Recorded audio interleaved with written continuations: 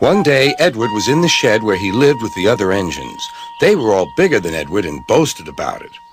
"The driver won't choose you again," said Gordon. "He wants strong engines like us."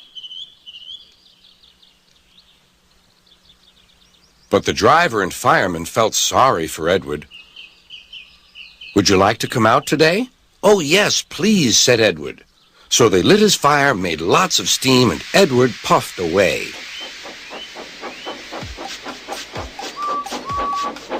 The other engines were very cross at being left behind.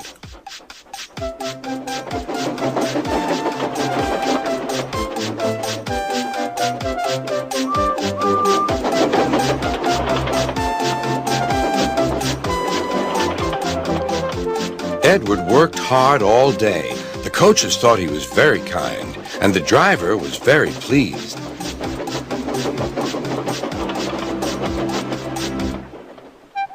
"I'm going out again tomorrow," Edward told the other engines that night. "What do you think of that?"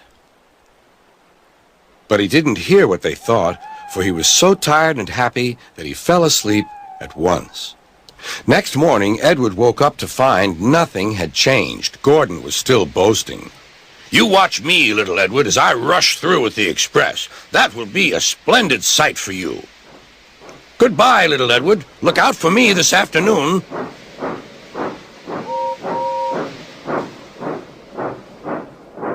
Edward went off to do some shunting. He liked shunting. It was fun playing with freight cars. He would come up quietly and give them a push. Then he would stop, and the silly freight cars would go bump into each other. "Oh!" they cried. "Whatever is happening?"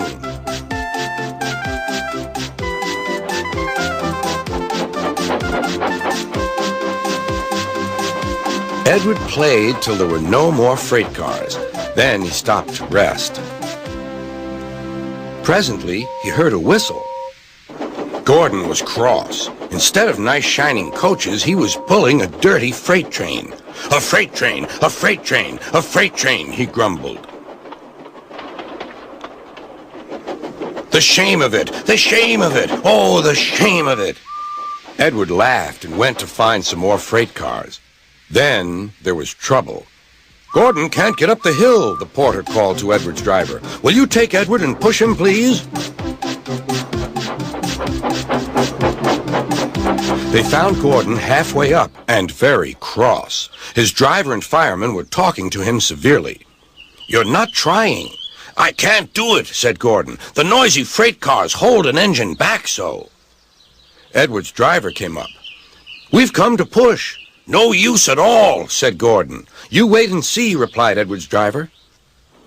They brought the train back to the bottom of the hill.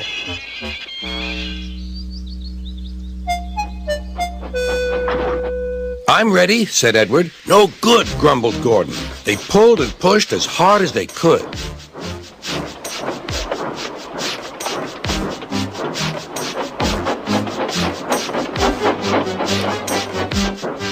"I can't do it! I can't do it! I can't do it!" puffed Gordon. "I will do it! I will do it! I will do it!" puffed Edward. Edward pushed and puffed and puffed and pushed as hard as ever he could. And almost before he realized it, Gordon found himself at the top of the hill. "I've done it! I've done it! I've done it!" he said proudly. He forgot all about kind Edward and didn't say thank you. Edward was left out of breath and far behind, but he was happy because he had been so helpful. At the next station, he found that the driver and fireman were very pleased with him. The fireman gave him a nice long drink, and the driver said, "I'll get out my paint tomorrow and give you a beautiful coat of blue with red stripes. Then you'll be the smartest engine in the shed."